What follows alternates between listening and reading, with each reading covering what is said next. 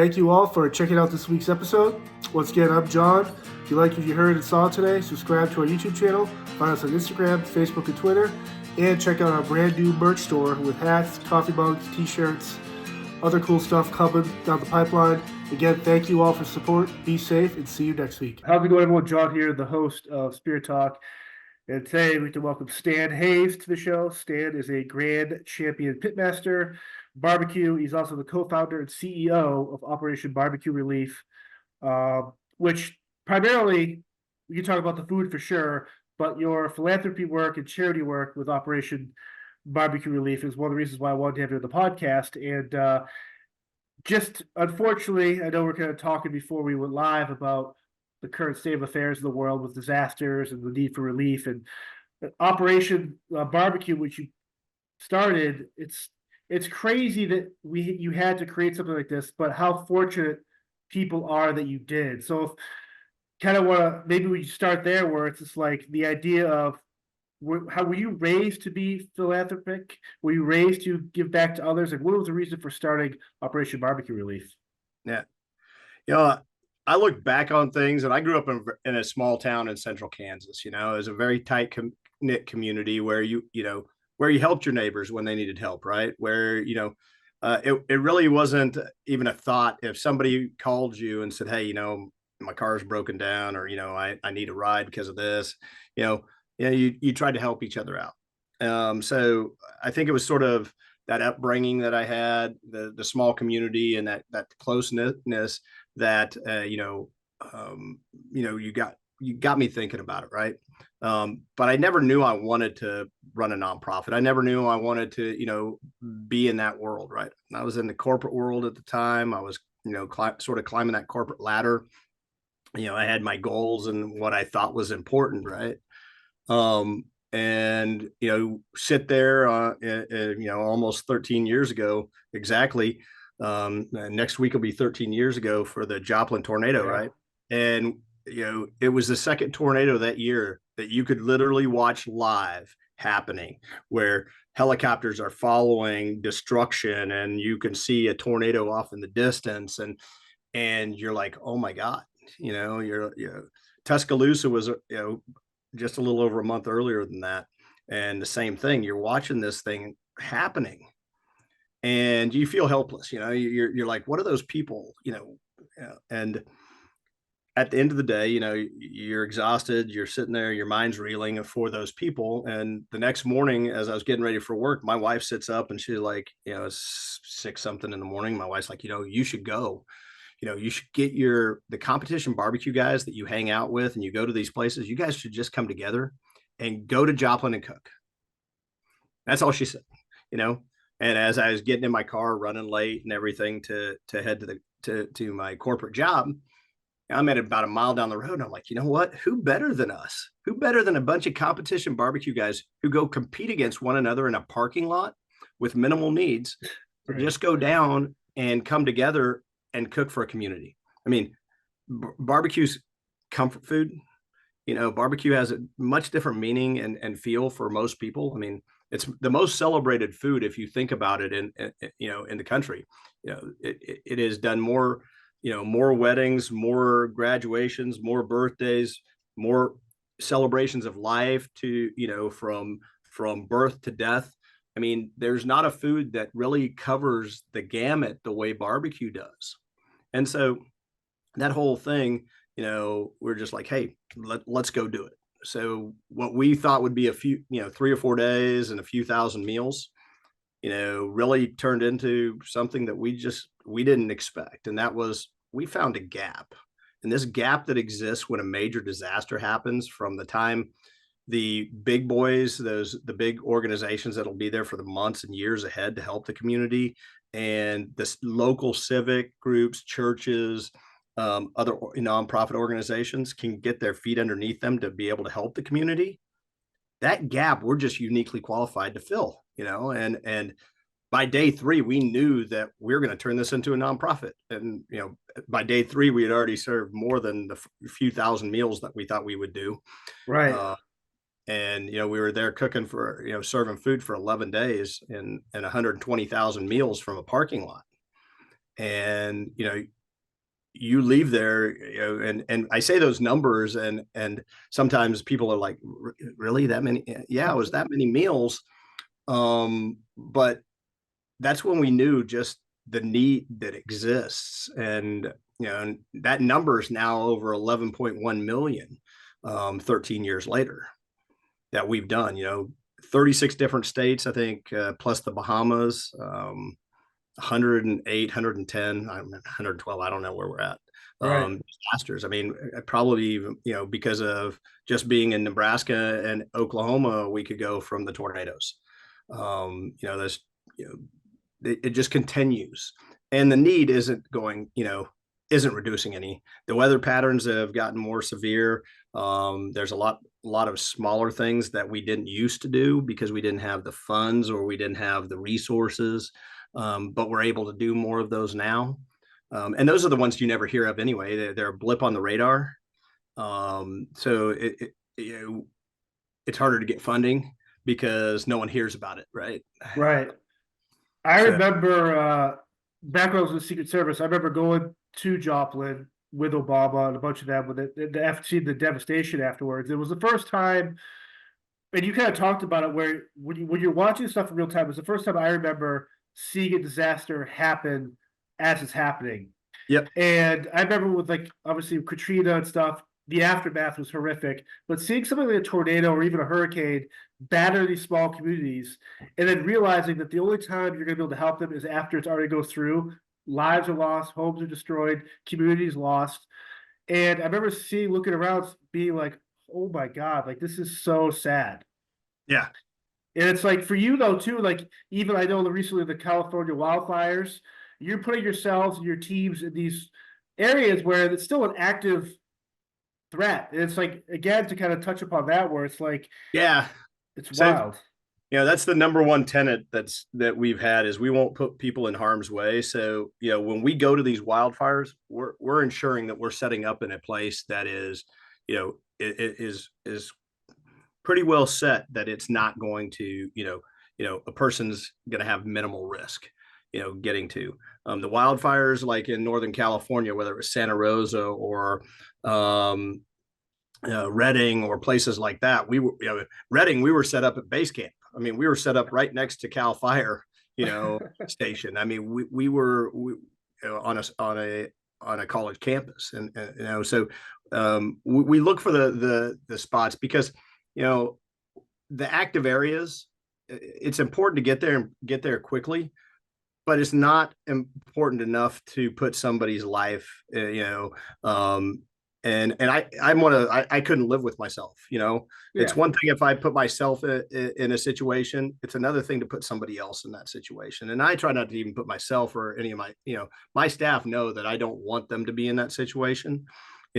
Sometimes it happens, you can't always predict when you're driving somewhere, and the hurricane shifts or something, and it's right now, you're all of a sudden you're caught in the middle of the storm. But generally those are inland, and you're not talking about the same thing as landfall, Right. when those things happen.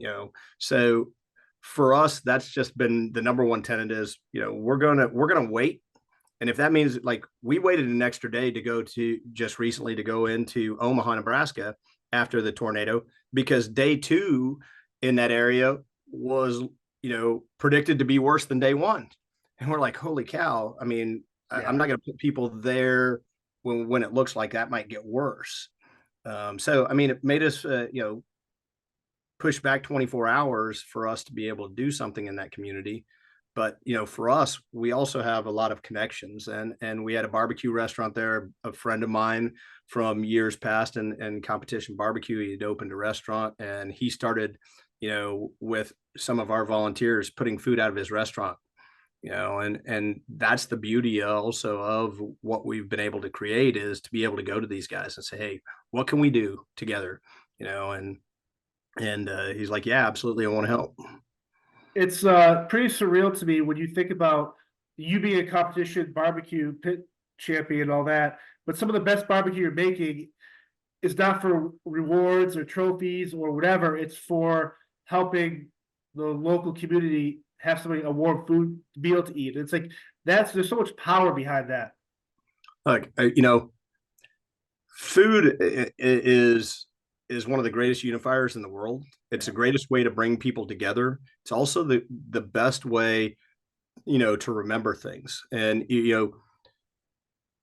when you start thinking about barbecue and people start smelling the barbecue and their everything, smell is so powerful that it can help them think about the good times they've had.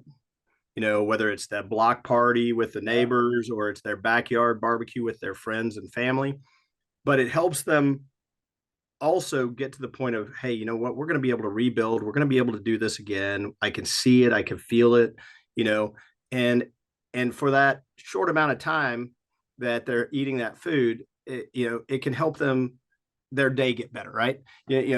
And many of these people, it's the most humbling feeling, and humbling is just an overused word in this situation, but it's when you're sitting there and you provide somebody, something as simple as a pulled pork sandwich, and with tears in their eyes and the hugs that they're giving you, they're thanking you for something like that when they're possibly going through the worst day of their life.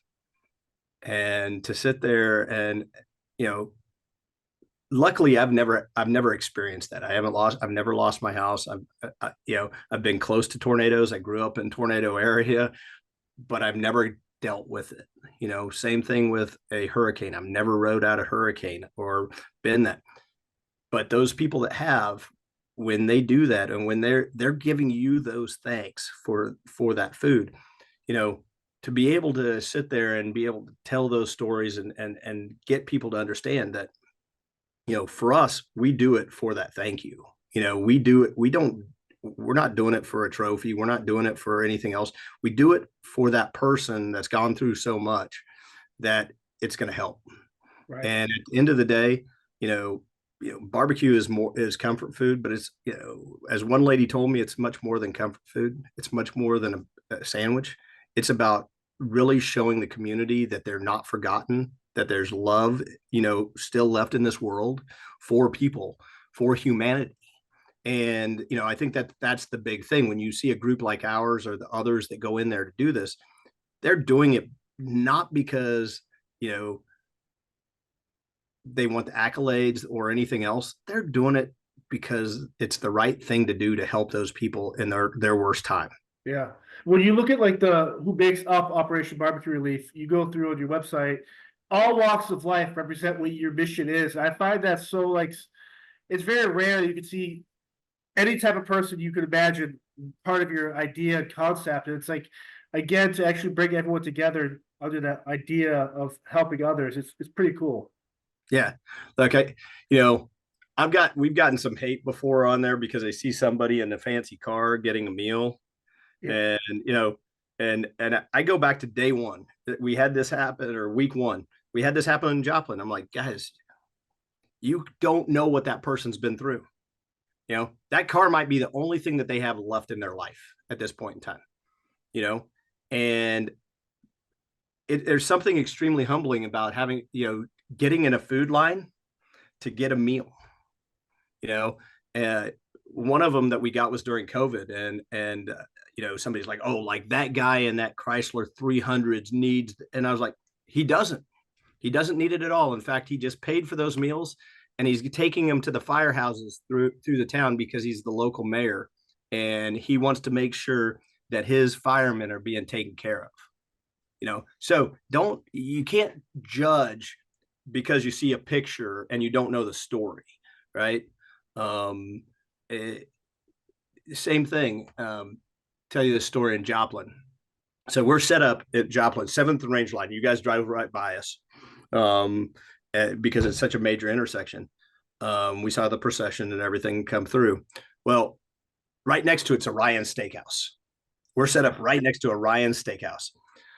About day 3, 4, we watch a group of 5, 6 or 8 walk up to the door of Ryan's, try to go in, to realize the sign says they're closed, all this, and they'll be opening soon, whatever, to walk over and get into our food service line. Now, some of our volunteers see this and they're irate. Oh my God, you're not going to let these. I was like, You don't know what those people have been through. Right. They might have actually been able to get a shower after been cleaning up their house and what's left of their life on the lawn, or their neighbor's lawn or whatever, took a shower, and what they could afford is to maybe go out for a little dinner at Ryan's Steakhouse. And at the end of the day, it wasn't open. So what are they supposed to do? I'm not going to judge them. It's not our place to judge whether or not they needed that meal, because again, there's something extremely humbling. And if you're that kind of person that went over there and got in that line for a free meal, whether you're, karma's a bitch. Yeah, for sure. Or, if you're if you're a religious person, hey, they've got to answer for that someday. But to me, I'm not that judge. I'm not that jury that's going to make that decision. I'll feed everybody. And if they don't need it, they're going to have to deal with that somewhere else in their life, because it's not my place. And we took that, a lot of those lessons that we've learned, actually, we go back to Joplin. We can say, we also know when it's time to start looking to leave, right? When people start asking, are you doing pulled pork again today? Or are you doing that? Are you doing chicken again today? When the hunger's not there and they become choosy, they start looking, and you start seeing restaurants are starting to open up. The lines at McDonald's are backed up down the road. It's time to push that back to the community, so the money that's coming in and everything else can go back into that community, and you can start to, the healings doesn't start from us. Doesn't start why these big organizations are in the community. It starts when the community starts taking care of itself.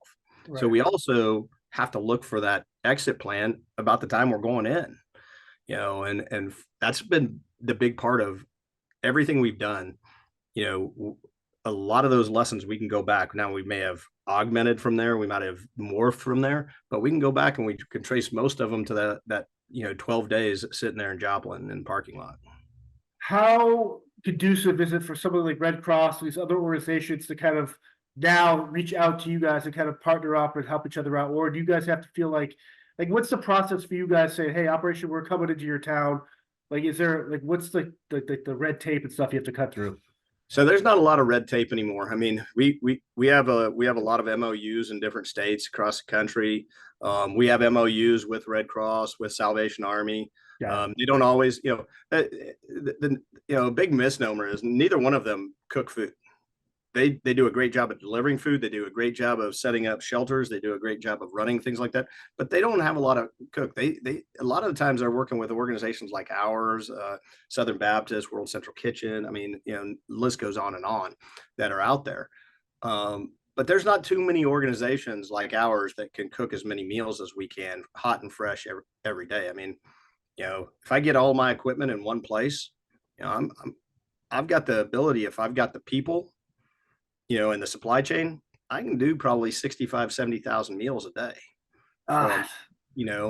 And it's really, the limiting factor is volunteers. It's one of the biggest things that we need nationwide is more volunteers, and supply chain is number two.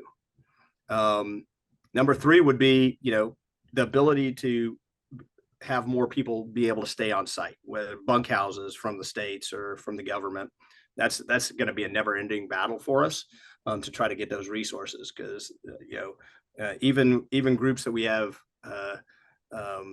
relationships with, I mean, we're so far down the road that we've got to get FEMA or somebody in the government to say, yeah, they can have that bunkhouse, or they can have these bunkhouses, which can take weeks. But I think our biggest day is just under 56,000 meals in a day. But we had more of that capacity sitting on the ground even during Ian than what we could get to, so for us, it is the more volunteers we can get, and then obviously donations. I mean, we're driven by every other nonprofit off of, donation dollars to help continue to pay for things, so we can do more. How when you guys, in terms of reaching for the volunteers and stuff like that, is this something where somebody listening to this podcast or hearing about you just reaches out, say, hey, if you ever come in Massachusetts or North Dakota or Texas, I'd love sign me up. Is there like an email list? Like, how do you reach out to these volunteers? So the easiest way is, so there's two ways. One, you can go to obr.org to our website, and right at the top there's a donate button, and right at the top is also a volunteer button. So you can click that volunteer button. You can follow the registration process, and that gets you on the email and everything else. Or even better than that, if you're a tech savvy person, we have an app. So you just go to, it's OBR Volunteer. You go to the App Store, whether it's Google or Apple, and type in OBR Volunteer. You can download the app and you can do everything from there. And the great thing about doing it on your phone, because everybody's on their phone all the time, is you can turn on those push notifications. So even if it isn't a disaster, but we're coming to your neck of the woods for a fundraiser, for an event of some sort, you can get that information going, hey, we need volunteers for the Army Navy game, or we need volunteers for this game, event. And that way it gives that opportunity for people to see there's a lot more to do than just, a disaster. It's a community that you can be part of, volunteer with, and look for opportunities to do more. And obviously you love doing what you do with cooking, but is it after some of these disasters and spending time in all these places, do you feel like it kind of subdues the competitive spirit in terms of why you became grand champion type stuff? Or I mean, you like the Army Navy games, which obviously, if you follow college sports, super competitive rivalry, it's fun. So obviously you still get that competitive edge. But for me, I think I would be so like enamored with the fact that I don't care about trophies anymore. My win is helping these people. Oh yeah. Okay.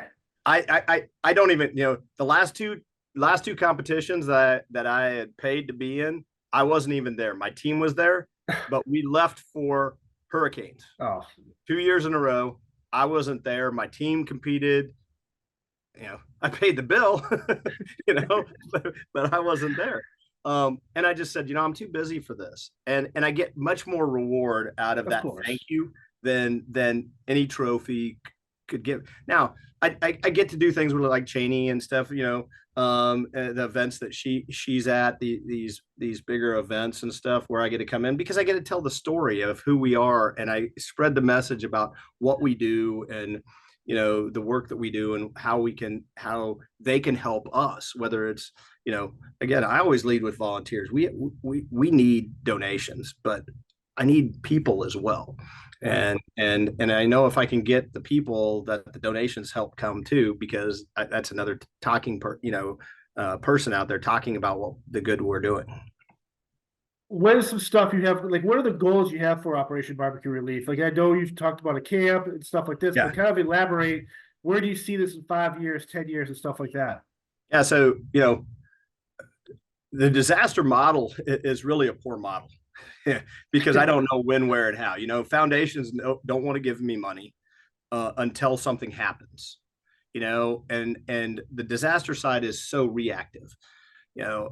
About 5 years ago, 6 years, no, actually more than that, 7 years ago, it was a pretty slow year. And we had spent a lot of time and money on volunteers and training and everything, that we started doing things and said, hey, if I gave you $300 or $500, what would you do in your community to make a difference? And about 8 out of 10 times it fell around first responders, veterans, or active military. Yeah. And so we just started solidifying those programs. And 5 years ago, we hired a retired Green Beret to come in and say, let's really make this first responder, this heroes side of the organization, a program. And we started it, and we call it the Always Serving Project. And there we were using grilling and barbecue to give life skills. We've done VA hospitals, we've done bases, we've done police action leagues where we've come in and we put on these grilling classes to give them, life skills, but also we're building, the brand in those areas in case we ever have to come back. But we're also helping them find a way that they can use a passion for grilling and barbecue like we have, whether it's to help their church, whether it's to help their youth sports team, whatever it might be, right? And starting to build that. The camp was just another iteration.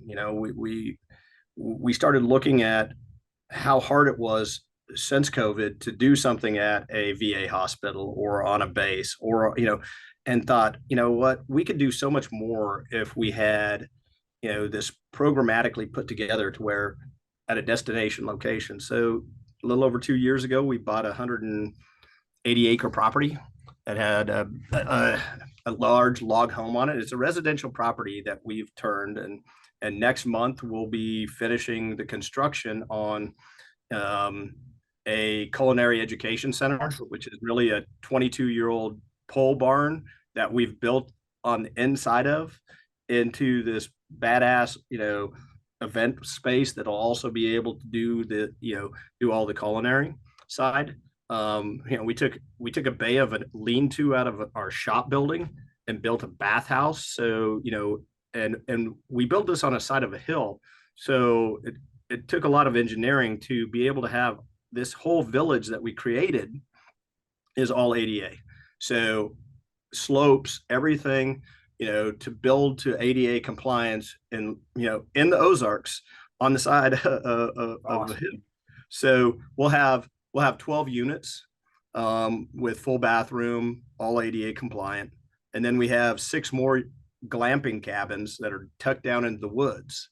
So we see different purposes based on what people want and the people that will be coming out there.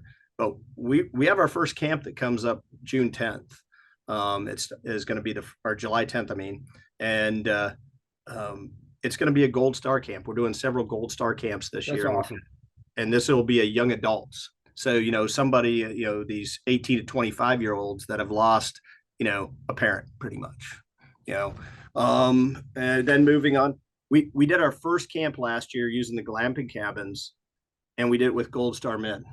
And people are like, you did a Gold Star men's camp? We never heard of such a thing. It's usually the women or the kids, and what we found are, yeah, I know men grieve differently, and men, but the fact is they needed something, Yeah. There's a great video underneath the camp page on our website with one of our recipients, and he talks about how mad he is and how mad he was, but what he found in the community, and that culinary therapy, which I've started saying, and people are like, culinary therapy. I'm like, it's a thing. You can go back to COVID and you can start finding how culinary therapy became huge. People learning to break bread, do things that just connected them by being on a Zoom, right? Right.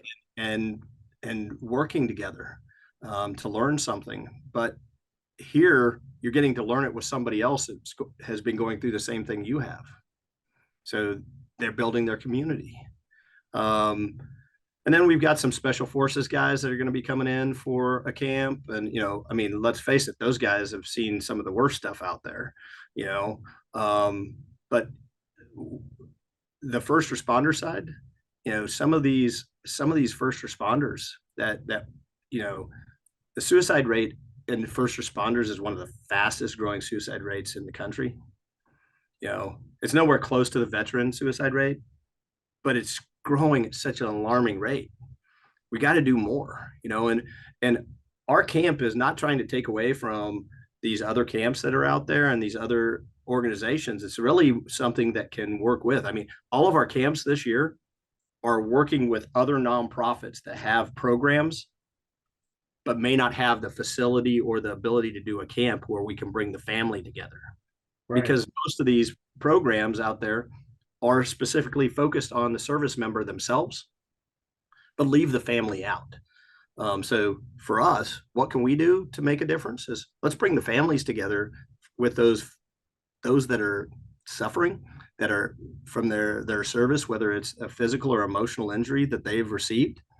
And if we can help them rebond, at the end of the day, we all have similar goals, right? We want to reduce the suicide rate. Well, the fastest way to do that, coming from my corporate days, I always looked at what's the lowest hanging fruit. Hey, if we can keep a family from divorcing, they rebond, we know the suicide rate drops dramatically.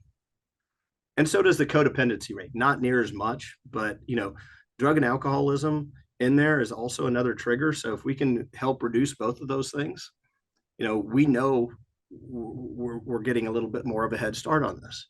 And if we're doing this with all these other organizations, and we can all start working together a little bit more, which is counterintuitive, I know, for a lot of people that look at nonprofits working together, you know, look side-eyed. But I think a lot of nonprofits want to work together. I think it's the older regime of the older nonprofits that are worried that, hey, you're going to take the dollar that was meant for me, so I don't want to work with you, or I don't want to collaborate. But I don't believe that that's the case anymore. I believe most people understand where their donors come from and why they donate to them. So why aren't we doing, during COVID, I started saying it all the time. We can do so much more together than we can divided. It's that way today, so I'm going to continue to go to other nonprofits that have these programs, but don't have the program like mine, and saying, hey, let's work Right. together. Have So you ever had run-ins or had to deal with like groups like PETA or like activist type groups that are like the killing of animals? we get, I believe they've only shown up one time during a disaster, physically shown up. Um, Wow. we'll get posts on our page every once in a while from them. We actually get more from the environmental side than we have from PETA, because of the smokers, and especially in the wildfire areas, of bringing smoke and fire to a fire, which is really funny because we're using propane, which is the cleanest burning energy right now out there. And is something that, our smokers are so efficient. They're made to go inside buildings.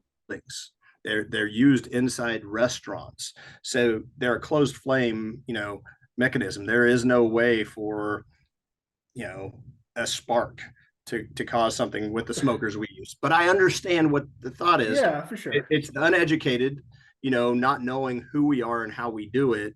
They just see, and most of the time when that comes, it's on the heels of somebody, a celebrity or somebody like, Guy Fieri, and working together with him in Northern California, that we get it because his name's associated with it, and then the haters hate, Yeah. But you know we've less PETA, we've had more health conscious people going, I mean, pork is so fatty, why would you do this, and that. And I'm like, if a person hasn't eaten for 2 or 3 days, they actually could use some of that additional fat. You know, yes, it is fatty, but we don't cook pork butt every day. We're not sitting there. Many days our smokers are used like giant convection ovens. I can sit there and I cook a lot of turkey. No one gives me any hate for cooking turkey. I always talk about, like, the fatty cuts of pork or beef. Beef is so expensive that unless it's donated, I can't go out there and it's financially, it doesn't make sense to spend 3 times the amount to go get beef than to go get more poultry or pork. How do you, so when it comes, like, obviously, since you're already a reactive organization when it comes to disasters, how do you have to pre-store ingredients and produce, and like when it comes to meat, is there storage lockers in place, or Yeah. you have connections to these cities you could be going to where you can actually pick stuff up?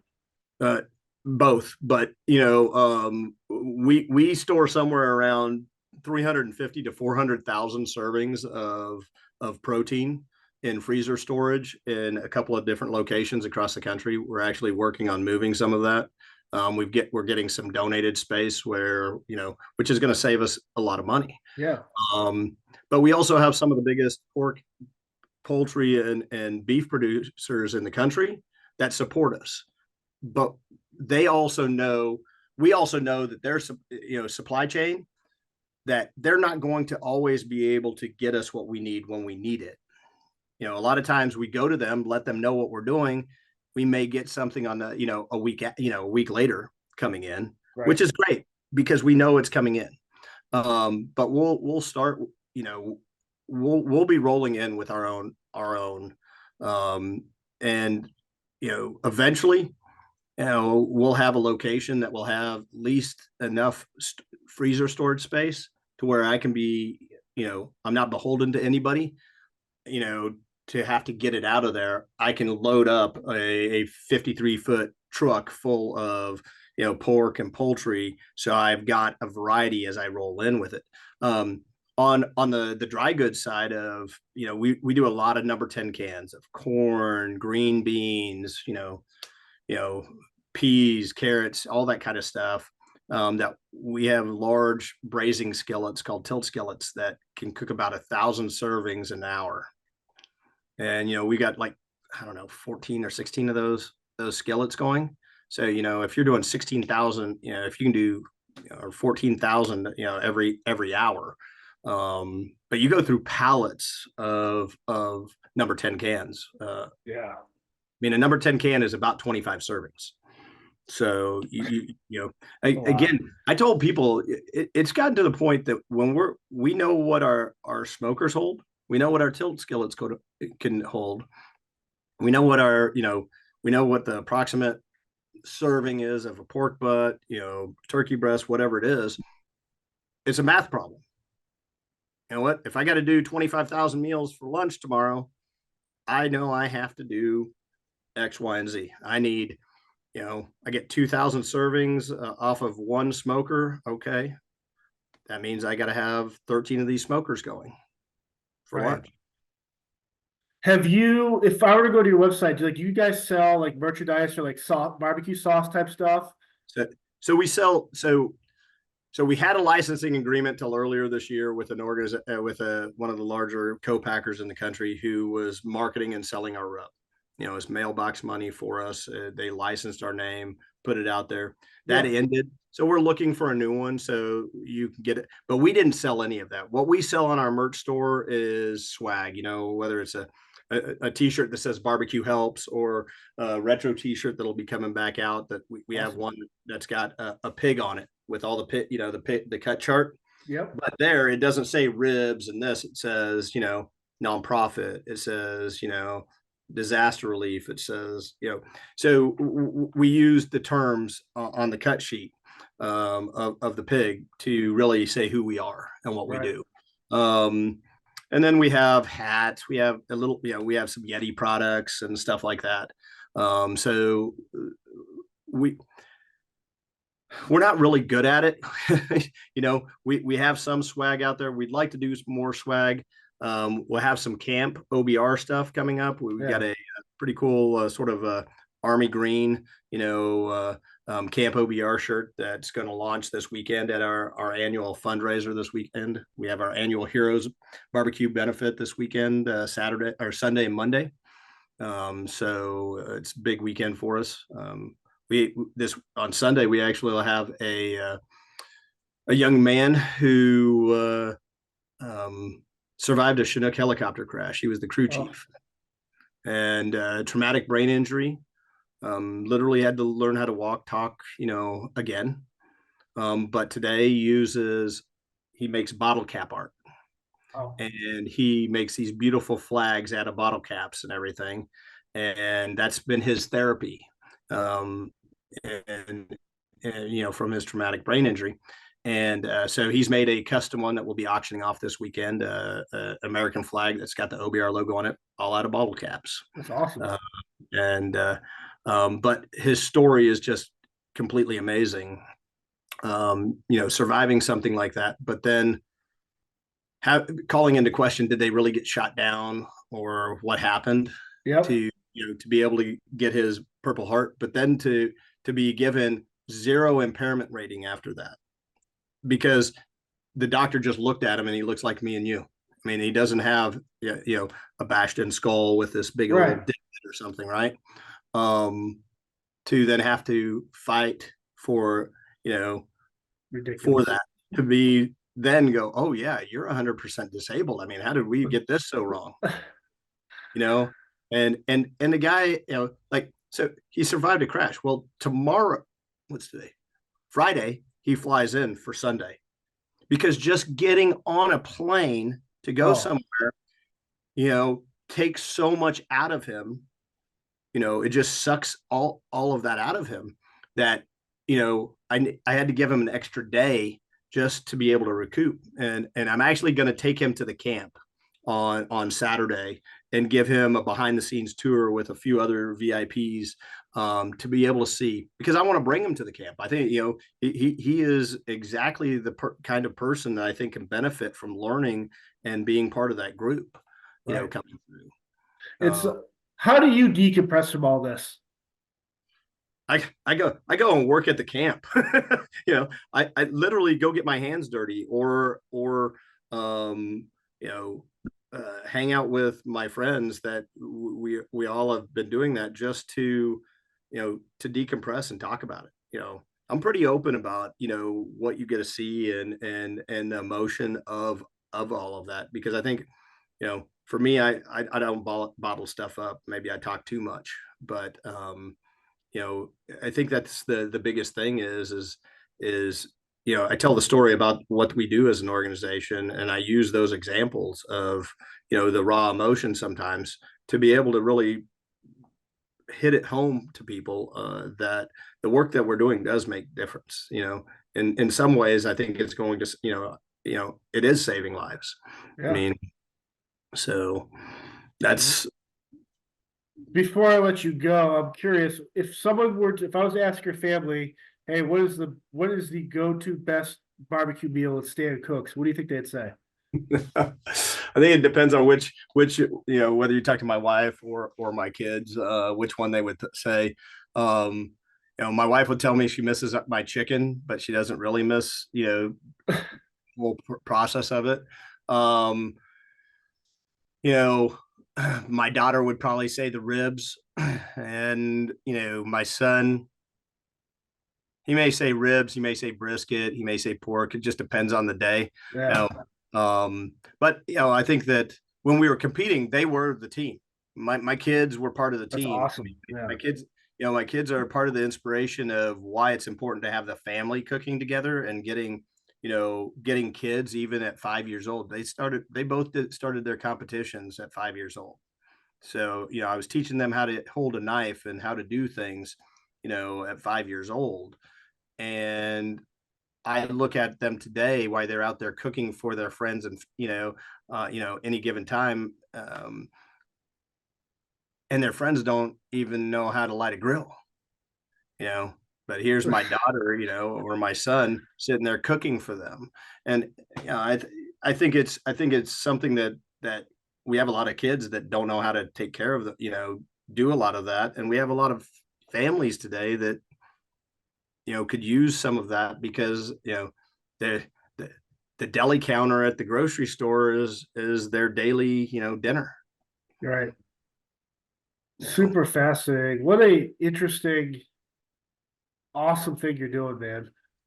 Sometime when you're in the area, we should get you down to the camp and get some of some guys down there. And I have a whole bunch of ideas we could talk about with the connections that you have in the music world. Oh yeah, we'll talk off the record, but like I've already like it's such a unique thing you do, and it's one of those things where it's like how good a home cooked meal. Like even here, when one of our family friends has like a family member pass away, or they're feeling sick, or their kids are sick, it's like everyone gets together, makes them a home cooked meal.